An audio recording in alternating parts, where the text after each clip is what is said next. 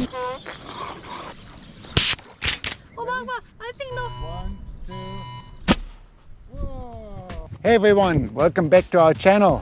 I'm Mark and today you're in for a real treat. We got something super cool to show you. Remember that Baitcannon from our previous video? Well, you're about to see one in action, and not just any Baitcannon. We're talking about the Handheld surf smasher. This baby was given to us by Tama, who makes those cannons locally, and today is our very first time using it. So let's fire away. Oh, and stick around because things get pretty wild. With a surprise twist you won't want to miss. On top of that, our old friend Mike from Weka Digital Media is here with us. He's also keen to give the Baitcannon a test on his own gear. Mike has also published a video about this adventure, and we will link this in the description below. 2, 3. Oh! Okay, so check this out. This here is the surf smasher from the folks at Baitcannons NZ, and it's supposed to make surf casting a lot more explosive. Check out the link in the description if you're interested in getting your hands on one of these bad boys. But hey, before we get too carried away, let's get our gear ready and head down to the water. So when we gave this thing its very first try, it was quite the scene. I'd say we first pump up with a little bit of pressure, but not with full pressure right away. Or should we go full power straight away? I wonder if you can actually use a like a powered thing, like a 12 volt or something. Yeah, I've got an electric compressor, but then I have to bring my car here. It's a bit small, the entrance. It's like hard work doing that. Good exercise. Oh yeah, true. Yeah. Go home skinny as. Up to 100 psi for loose bait. Okay. Yeah. So basically now we only have the sinker. So let's see the 100 psi. It's got a safety valve in here, so if you go over 140 psi, I think it just releases here. Alright. Yeah, look at this. Hold the rod like that so it's pointing forward. And wait, oh shit, I got some sand on the sinker. There's supposed to be no sand in there so it doesn't block up that valve. Sand, eh? Okay. I hope I don't get the thing wrapped around my head. Looks kind of dangerous. Hell yeah. You're pointing that rod down. Asian, you ready? Yeah, I do need to be ready. 1, 2, 3. Which way do I have to go? Backwards? Forward. 1, 2. Yep. But get this, the fishing line was a little too loose and decided to tangle up on her jacket zipper while the sinker was flying out. Talk about a wild start. Right, let's take one. So, got stuck on Asian's jumper. I wonder it only went 3 meters in the water. How far was that? Wasn't too far. You see it? For the sounds. It's quite loud. It looked like it was flying too far, but since it got stuck there. Yeah. It's been heavy. I got fish. Yeah, you got a fish on already. Nice. Well, at least we didn't lose the sinker, so that's good. Yeah, so we have to try now in the next cast. How powerful is the tears off my thing? Yeah. That was very powerful. Like you didn't have your finger there or something in the way. Yeah.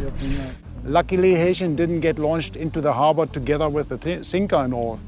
Yeah, we learned pretty quickly that you've got to watch out where you're standing with this thing. Hold this with one hand. Oh, needs to close that. Asian, careful, you don't explode. Whoa. Jesus. Can you open the bail arm? Yeah. Gosh, this is kind of dangerous. It's like the problem is it's pointing up. It's pointing up. Oh, I think no. 1, 2. Whoa! Now the second cast went a lot smoother. This time around, without tangles, we were surprised at the distance. But then on the retrieval, we lost our first custom barrel sinker that comes with a cannon. We realized that we needed a much tougher trace than the 40-pound mono we were using initially. The whole part was pretty abrased earlier on the 40-pound line, on the previous cast. The line still and the sinker came off here. So that probably got too much pressure shooting out here in this part. 40-pound couldn't handle it, I suppose. But the sinker was still on. It only broke off when I started reeling it in. It got stuck at the edge of the channel, basically. Well, we don't know if already been a little bit braced. Yeah, it was probably already braced, and then once it got stuck at the edge of the channel, it was just... So, yeah, let's hope this will hold a little bit better. There's a lot of force when the sinker is just fired out of the barrel. Mike, careful. And the thin line will wear out after just a few casts. That's why we decided to use a 100-pound mono trace for the sinker this time. You really need to use heavy gear with this cannon when you go fishing with it. I guess the swivel for the main line, I want that longer than the barrel here, and then probably put a swivel here at the end to attach to the main line. And this one here, I'm just gonna slide down for my trace. I'm not 100% sure, but I think it's a crimp-on swivel. I'll try, I'm not so sure. So how high up do we want it? Maybe a little bit further away from the sinker, let's say here maybe. Just where the fish is. So let's see, hopefully I'm right and it's really a crimp one. Looks like it. Looks like it crimps on.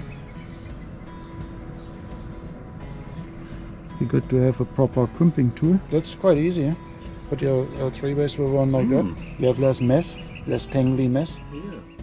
So he says the biggest hooks he can use in that is a size 4 hook. They get stuck if you use bigger hooks, so we'll use, that's what Tama told me. So we'll just use a 4-barrel hook here. My favorite ones, BKKs.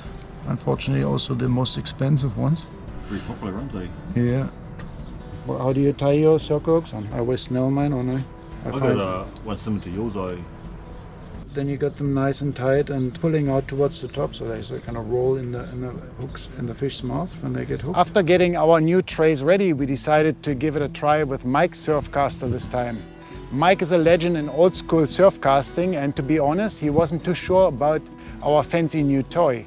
He didn't think it would cast much further than he could actually cast by hand. So that's the trays that I made up now. 120-pound line here now as trays. Crimp on swivel, 3-way swivel, and I got a 40-pound line with a hook. And I was thinking I put a sleeve over it so it doesn't all tangle up later when it sort of flies through the air. So that should sort of keep it fairly tangle free, I hope. Maybe not. Maybe not, we'll see. But the weight of it might help. Yeah, straight, but yeah. We tie a bit of squid onto that one. I got some salted squid. And then I just put a swivel up on here and tie that, and then we're going to tie that to your main line. And we're going to try with your rod, huh? Okay, yep, it's already there for you. So, yeah, it's not like the best squid ever, but I guess once it's salted, it's okay. Okay, that piece should be a good piece, I guess. Slight few scratches in the barrel there. Like nothing major, but you know.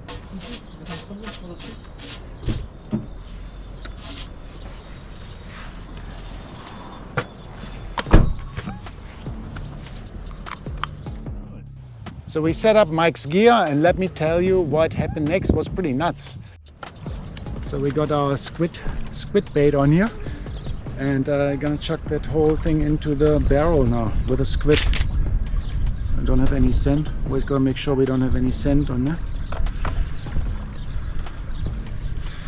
So yeah, it'll be interesting. We're using Mike's rod now. Mike's got a different surfcaster with a eye a little bit higher up, so hopefully that will have less resistance shooting that one out. Maybe go a little bit further back. Oh yeah, true. So I was getting excited there, sorry. How's that? That should be alright, I guess. Okay, this way, Whopper. Oh, away from you. Okay. Okay, that should be alright. Fire in the hole. Try to aim the same like angle like I have got the gun. Like that? Maybe a little bit higher. So like that, I suppose. All set, ready to go? Yeah, you ready? One. It's pretty scary. 1, 2. Oh, look at that. That shoots pretty far with the bait on. Hey. Oh, that's even further. Oh, look at my line. The surf smasher sent the bait flying out so far, it emptied out his entire reel. The look on Mike's face, it was like he'd seen a ghost. That was pretty fun to see, and I think that actually demonstrated the distance of what this cannon can cast. I think you got about probably at least 200 meters on there. It must be. I think that actually stopped the line it pulled it. It might have gone a bit further. Might have gone further. That reel. It digs itself a little bit in, like one of those pyramid sinkers or something. So yeah. So digging itself into the mud. It's just a good idea actually having somebody there too. It's better to have the rod pointed in the same direction as the gun, as the cannon. Yeah. But this is a rod holder here as well. He says it's only for carrying. I mean, you could probably, when you shoot it, but you can't do it with a long rod. You know, the rod is too long for that. You'd have to use a very short rod. Does it feel heavy? Right. No, it feels alright, but I'm not so sure if you, because the line is coming backwards and then you're shooting out forward. It might get tangled up at the top eye. Yeah. So, but if you got a really short rod, only up until here, like a boat rod or something, then it might work. Check this out here. Check this out. I've never seen a brush on a reel to brush off the line. That's pretty cool. Kuma Distance Plus or something. It's got a brush off all the scent and stuff when you reel in. That's pretty cool. Alright, we're gonna reel that back in here now because No patient. well, I want to check the bait actually. Is the bait still there? We waited a couple of minutes now and how the bait was holding up during the shoot. And then we're gonna switch out the reel because we just don't have enough line on that reel. And we're gonna put on my reel with a braid, and then Mike is gonna shoot out the bait this time. So. Alright, so yep, the bait. Oops, here we go. Untouched bait. The bait's still there, so it was a good test. So the bait's not flying off during the shoot. It's not a good bait that we have. And it's not tangled around. And it didn't tangle, so that worked actually. Yeah? My sleeving worked, so that's good. Let's see if that has abrased here now. Is there more abrasion in it, or is it okay now? Okay. Even the birds don't like your bait. Look, spat it out. Really? They don't like it. Let's see, we don't have much abrasion on here this time. It seems to be 120 pounds, seems to be okay for it. Shooting out very far, there's not much wind resistance, doesn't tangle, and with a 120 pound trace, the sinker holds as well. So, kind of happy with that, I think. Seems to work. Let's bait it up again and put the other reel on it. Yep.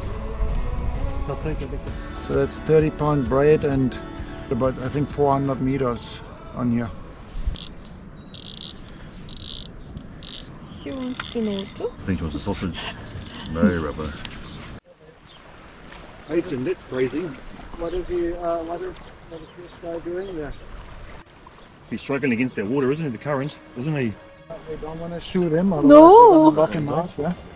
So, and then in the middle of all this, things got a little bit dramatic in the harbor.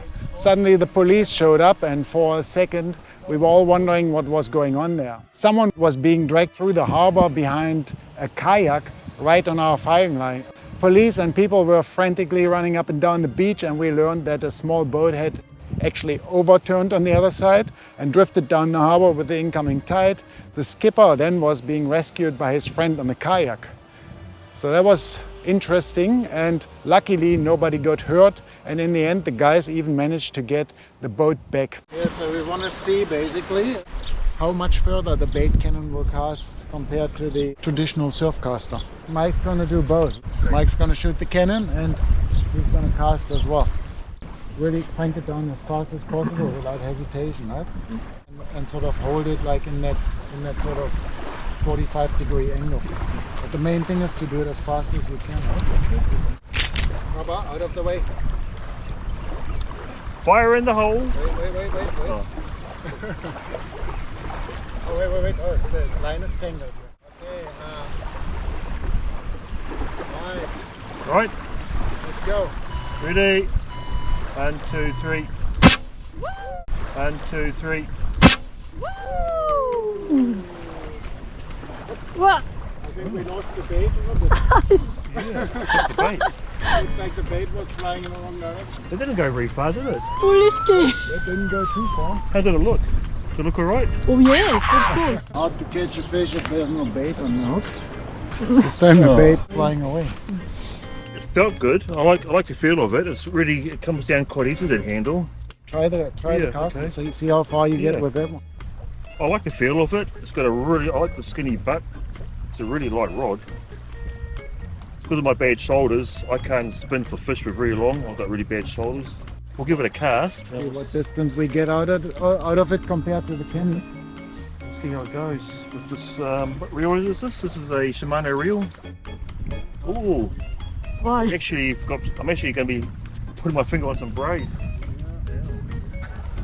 Okay, I might cut my finger, but it feels nice and light. I like that. Let's try it out, eh? See how it goes. Casting with braid.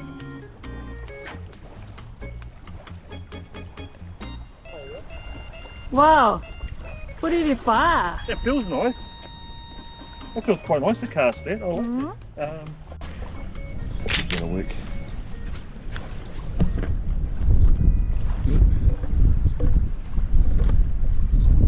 This is strange.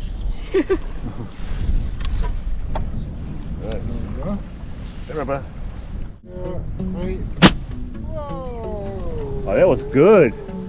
Oh, I like that. Oh, yep. That was Wow. That was a better angle, right? That was awesome. Yeah. That was a good cast. That one. Wow. Yeah. I Fantastic. think it's all about the angle you're holding, right? Went down pretty Wow. far. Yeah.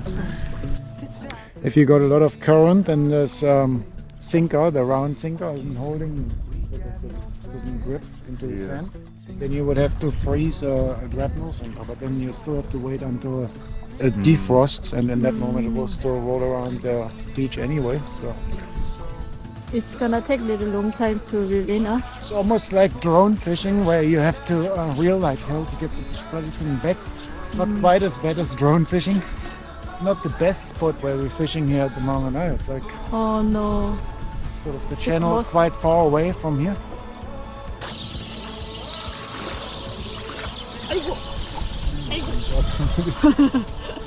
After the little excitement, we got back to a few more fun casts with our surf smasher, and seriously, it rocked. It's something else and adds a lot of fun and bang to your fishing. We didn't end up catching anything that day, but to be honest, we didn't really try hard either. We didn't even go out during the best bite times. We just wanted to have some fun with a Baitcannon and mostly fired with only a sinker in the beginning and no bait at all, just to see how it performs. And when we finally added some bait, it was just for testing. Because the beauty of this Baitcannon is that you don't need to freeze your bait.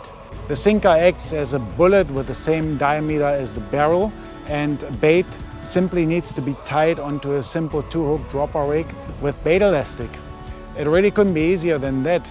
Now that we have properly tested the cannon, we're ready to use it on a surf casting beach, but this will be coming up in another episode. Thanks for hanging out with us. If you're into fishing and cool new gear, don't forget to hit that like and subscribe button and share this video. There's plenty more where this came from, so stay tuned, guys. Make sure to also check out Mike's channel. You'll find the links in the description and comments. Until our next adventure, keep those lines tight, guys. See you next time.